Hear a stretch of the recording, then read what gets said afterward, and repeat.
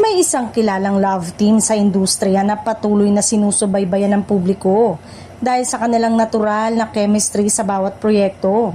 Sa tuwing magkasama sila sa screen, hindi maikakaila ang kilig na hatid nila kaya mabilis silang nagiging trending at pinag-uusapan.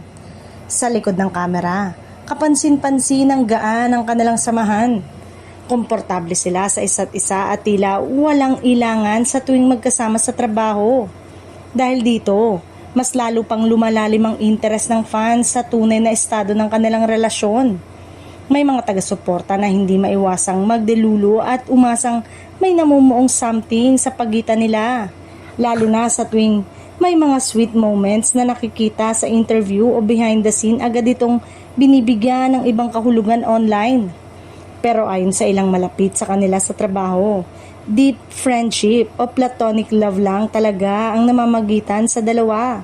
Sabi pa ng ilan, normal lang ito na sa magka-love team na madalas magkasama at parehong invested sa kanilang craft. Dagdag pa nila, friends lang naman talaga ang magka-love team kahit pa maraming nagdedelulo na magjowa ang dalawa. Ang mahalaga ay ang respeto at professional na pakikitungo nila sa isa't isa na siyang dahilan kung bakit nagtatagal ang kanilang tambalan.